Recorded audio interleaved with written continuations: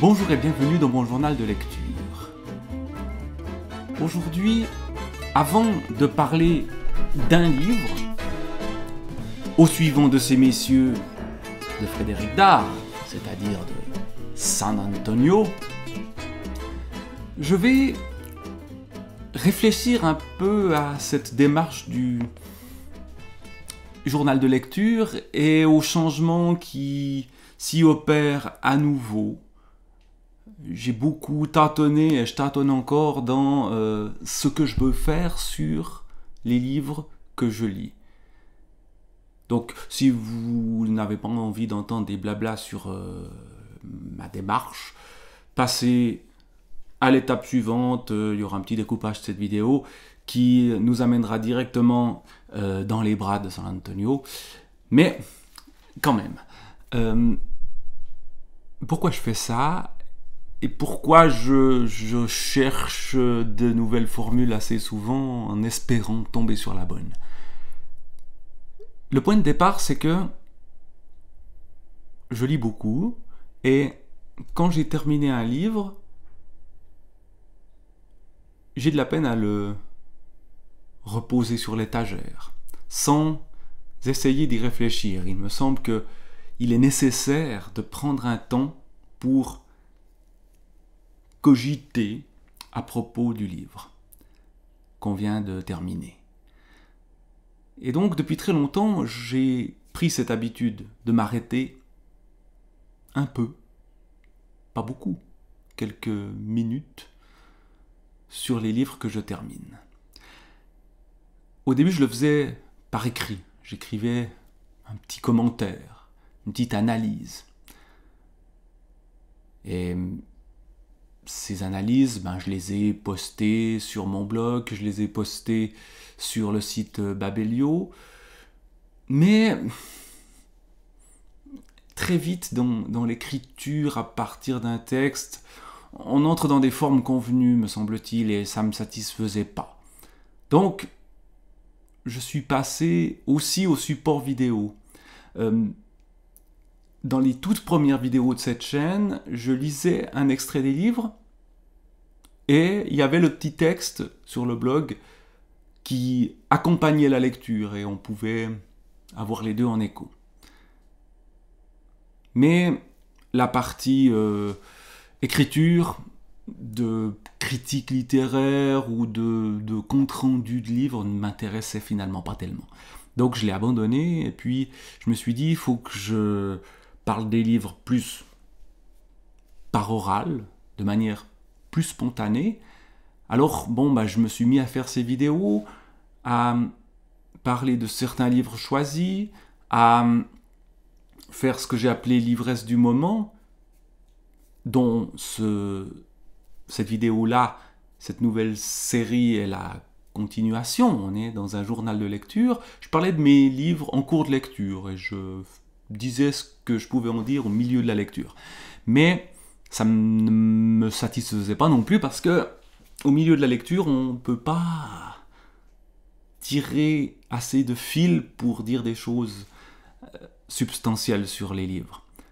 Alors je me suis dit, il faut que je parle des livres une fois qu'ils sont terminés, mais il y avait la question de combien de livres je parle. Est-ce que je fais une vidéo tous les temps de temps et j'aurais lu 1, 2, 3, 4, 5, 6, 7 livres, mais ça je trouve difficile parce que ça dépend de mon emploi du temps puis il est assez variable, donc difficile à suivre de manière continue, ou alors 3 livres. C'est sur cette base-là que je suis parti il y a quelques semaines. Je parlais des 3 dernières lectures, avec quelque chose qui s'est vite avéré problématique, c'est que en parlant des 3 dernières lectures, on met ensemble des choses qui n'ont pas forcément grand-chose à voir. Et donc on saute du coq à l'âne. Et on prend le risque au fond que la première des 3, le livre dont on parle tout au début, là les gens vont écouter. Mais le 3e, après 20 minutes, 30 minutes de vidéo, qui va aller écouter ça jusque-là.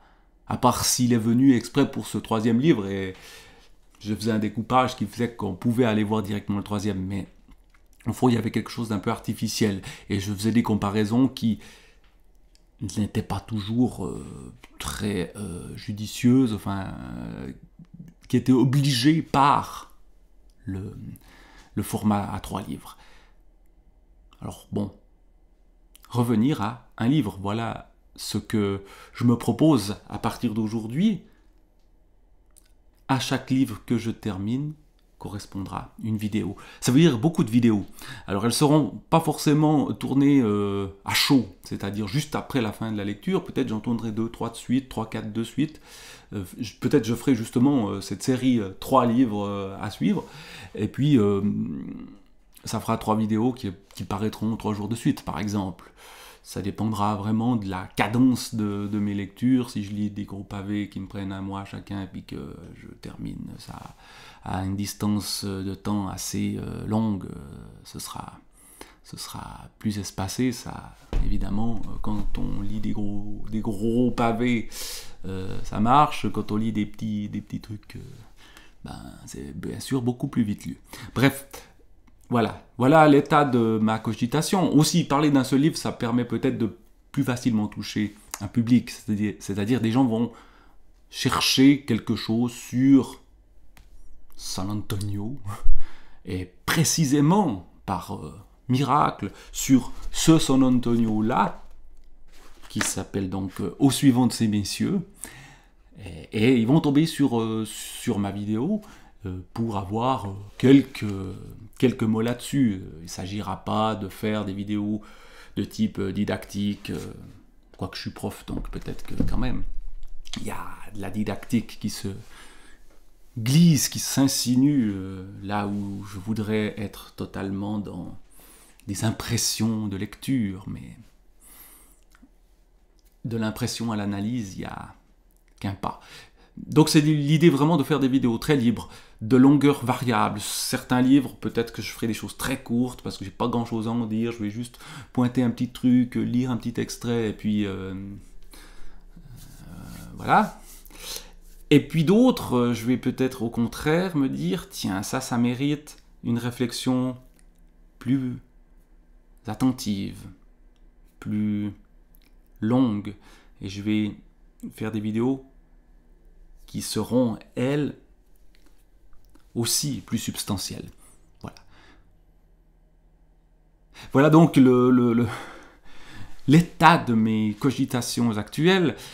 Ça implique de faire beaucoup de vidéos, donc ça implique aussi d'avoir le temps pour... Et c'est peut-être là que ça va évoluer vers autre chose plus tard. Nous verrons, mais pour l'instant, là, j'ai du temps, justement. Donc, je vais en profiter. Et donc, trêve de blabla préliminaire, passons aux choses sérieuses, c'est-à-dire au suivant de ces messieurs, un San Antonio. Alors, le combienième, je ne sais pas exactement. C'est dans le tome 3, ici, des San Antonio dans la collection bouquins chez Robert Laffont. J'ai lu les tomes 1 et 2 et je lis un San Antonio en début de vacances, généralement. C'est une manière de me détendre. Après, je lis des choses plus consistantes, plus sérieuses que San Antonio, mais pour me dire, tiens, je suis en vacances, rien ne vaut San Antonio. Et donc, je les lis dans l'ordre chronologique. Au suivant de ces messieurs, c'est le premier des 5 San Antonio qui sont publiés en 1957. Alors, ce que l'on voit quand on lit San Antonio dans l'ordre chronologique, c'est que, au fond, ça prend du temps à devenir l'espèce de folie langagière que sera San Antonio un peu plus tard. Là, c'est encore un peu convenu. Même si de temps en temps, il se lâche. Même si de temps en temps, il y a une sorte de plaisir de lecture tout à fait extraordinaire. Dans une intrigue qui est souvent reproduite sur les mêmes schémas. Évidemment, vous ne écrivez pas 5 romans policiers par année sans reprendre un peu les mêmes intrigues et sans tirer les mêmes ficelles. Mais toujours avec la malice qu'il y a chez San Antonio. Au suivant de ces messieurs, chose qui m'a intéressé évidemment d'autant plus dans ce livre-là, on se trouve en Suisse, à Berne. Une Suisse qui reste assez inconnue à Frédéric Dard en 1957, il n'y habite pas encore. C'est un Lyonnais, hein, Frédéric Dard, et San Antonio est parisien, donc bon franchouillard qui débarque en Suisse avec les clichés de la Suisse, avec l'idée d'un pays propre sur lui, qu'on voit ici, avec finalement pas beaucoup de détails sur la Suisse. Donc si vous voulez savoir ce que San Antonio pense de la Suisse, c'est pas encore dans ce livre-là qu'il faut aller le voir.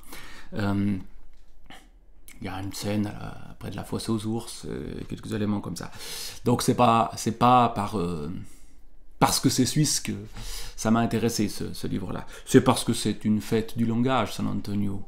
C'est parce que il y a toujours au détour d'une page des petites pépites, des comparaisons qui sortent de nulle part et qui provoquent instantanément un sourire, sinon plus. Il y a une chose que j'ai beaucoup aimé dans ce San Antonio-là, c'est les notes de bas de page. Dans sa construction, contrairement à d'autres où il se lâche dans les titres de chapitres, là non, il y a première partie, deuxième partie, puis il y a même pas vraiment de chapitre d'ailleurs. Donc c'est pas là qu'il va se lâcher un peu, c'est pas le San Antonio où il se lâche le plus au suivant de ces messieurs. Même dans cette époque-là, il me semble qu'il y en a d'autres où il va beaucoup plus loin. Mais il se lâche un tout petit peu dans les notes de bas de page. Alors je vais simplement parcourir les notes de bas de page de ce San Antonio. Donc là, je suis en train de tourner les pages. Bon, la première note de bas de page que je vois, c'est authentique. Bon, là, je ne suis pas certain que ce soit très intéressant, mais il y en a d'autres qui m'ont beaucoup plus plu. Là. Il n'y en a pas tant que ça va pas durer 3 plombes. Voilà, il commente ses propres textes, évidemment de manière élogieuse. Une phrase de ce genre appartient à ce que j'appelle la fausse littérature. Alors la phrase en question c'est « Dehors le soleil tiède poudre le monde d'une lumière blonde ». On voit tout de suite que on est dans la parodie ici. Bien qu'apportant à cet ouvrage une note relativement poétique, elle utilise pour cela des clichés périmés qui seraient indignes d'un écrivain de mon talent s'il ne se trouvait là à titre d'exemple. Toujours réfléchir à ce que l'on est en train d'écrire, et quand on écrit des clichés, les montrer. Puis après, il y a toute une série de fausses citations que j'ai adorées. Que de force, que d'originalité dans cette image. San Antonio est décidément le romancier qui domine sa génération. Sainte-Beuve.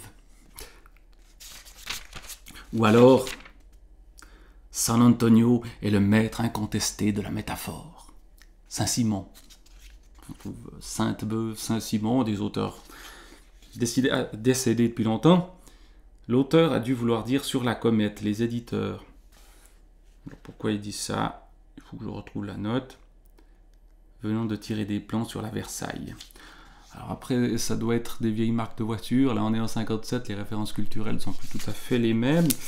Je continue ma revue des notes de bas de page. San Antonio ne serait-il pas notre plus authentique poète? Diderot. Quand même, hein, Sainte-Beuve, Saint-Simon, Diderot. D'aucuns me reprocheront sans doute l'extrême facilité de ce calembour. Le calembour en question, c'est faire ma provision de têtards pour le 14 juillet. Bon, j'avoue être un peu sceptique sur le calembour lui-même.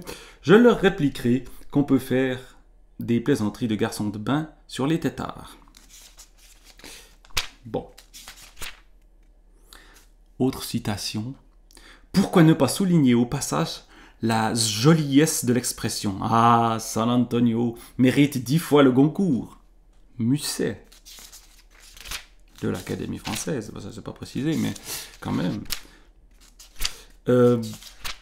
Et puis, il y en a encore d'autres, hein, ça continue. Je suis un homme franc.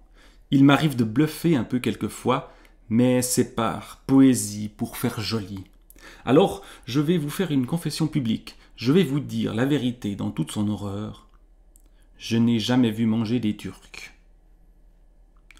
Là aussi, c'est pour commenter une phrase où il fait une sorte de comparaison avec les Turcs. Manger comme un Turc, un truc comme ça. Bon. Ça continue. Troisième partie. Est-ce qu'il y a encore des notes? L'art de San Antonio, c'est de toujours trouver la comparaison qui fait mouche. Flytox. Les noms d'auteurs évoluent aussi. Il est évident qu'une telle image manque de vigueur. Pourtant, un romancier se doit parfois de sacrifier à la tradition. Cette tradition veut qu'un silence soit nocturne, un confrère éminent, un économiste distingué, et la Belgique une vaillante petite nation.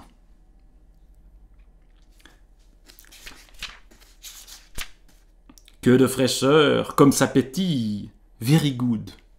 Very good. Écrit good, G-O-U-D-E. Hein. Dans une version particulière de l'anglais. Excusez-moi une minute, il faut que j'aille m'acheter une boîte d'épithètes au tabac du coin.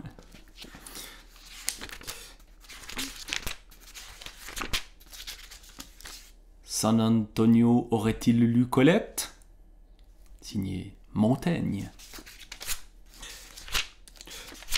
Et voilà, je vous ai lu toutes les notes de bas de page de ce San Antonio-là. Parfois, c'est dans les détails, dans les coins qu'on trouve le plus de plaisir.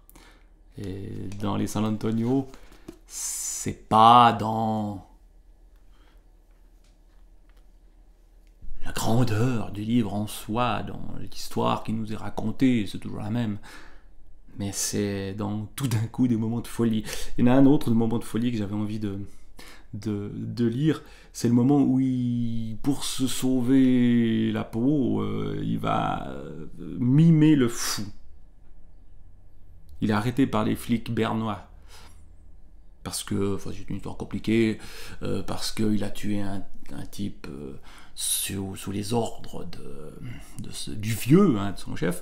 Et puis, problème, c'est que il devait faire ça discrètement et puis quitter la Suisse au plus vite. Les autorités suisses ne sont pas au courant, donc ça, voilà.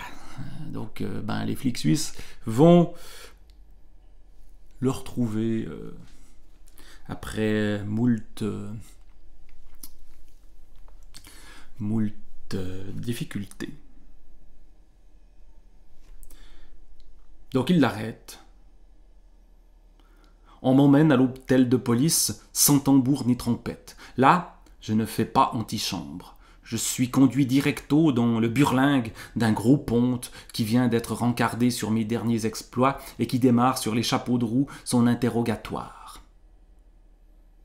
Mon identité pour débuter, nature. La police commence toujours par là, depuis le plus obscur garde champêtre jusqu'au préfet. J'allonge le blaze porté sur mes faux faf. Les matuches reviendront de leur erreur, un de ces quatre, mais en attendant, je n'ai pas d'autre conduite à adopter. Là, pour l'instant, c'est du l'argot de Paname, celui qu'on a assez traditionnellement dans San Antonio, et ça, pour l'instant, ça décolle pas tout à fait. Mais juste après, je trouve que tout d'un coup, Ensuite, profession. Représentant, fais-je, d'un ton détaché. En quoi? en tire-bouchon à pédale. C'est une invention à l'usage des manchots. Vous appelez un voisin afin qu'il enfonce le tire-bouchon dans le bouchon. Ensuite, vous actionnez les pédales. Celle-ci entraîne un pignon qui transmet la force imprimée à un levier situé à l'extrémité supérieure du tire-bouchon. Et hop, le bouchon s'élève. Pour les bouteilles de champagne, nous avons un appareil spécial destiné à casser les goulots. Si vous n'avez jamais vu un zig ahuri, radinez dardard. Ça vaut son jeton de présence. La grosse légume policière clappe à vide plusieurs fois et des points d'interrogation scintillent dans ses méchantes vésicles. C'est un homme grand et maigre avec un crâne étroit et des yeux hostiles. Pour l'instant, il se pose la question que j'espérais provoquer en lui. Il se demande si je suis fou et il se le demande en suisse-allemand, en français, en italien et en grison. Ça prend donc du temps. Là, on a la preuve qu'on est en Suisse. En grison, il faudrait dire en romanche pour être plus précis. Et puis bon, ça prend du temps, évidemment, en Suisse, tout prend plus de temps. À Berne en particulier. Mon attitude est puérile, j'en conviens, mais comprenez qu'il m'est impossible de me défendre autrement, puisque je ne dois rien dire. Vous mordez? Alors le vieux... Non, le vieux, c'est le chef, mais c'est à cause du vieux qu'il a envoyé là qu'il ne doit rien dire. Hein. Alors le mieux, c'est de jouer les sinocs. Le type poursuit après que je me suis tu. Où habitez-vous? Dans un coquillage de l'océan Indien, fais-je, le plus gravement du monde. Là, j'ai pas été assez grave dans ma lecture.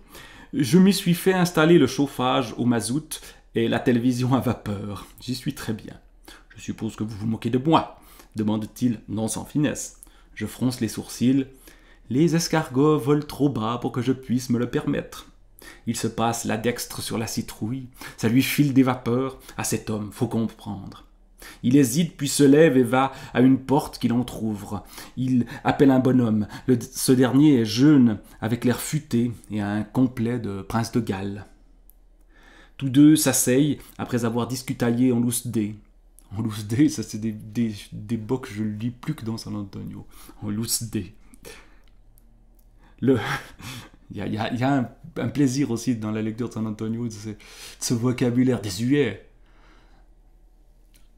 qui va peut-être disparaître des San Antonio plus récents, mais là, on est dans cette époque de l'après-guerre qui est encore celle des grands voyous et des grands flics qui courent après ces voyous.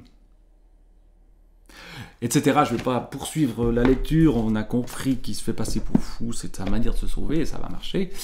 Il se sauve toujours, San Antonio, évidemment, des situations les plus improbables.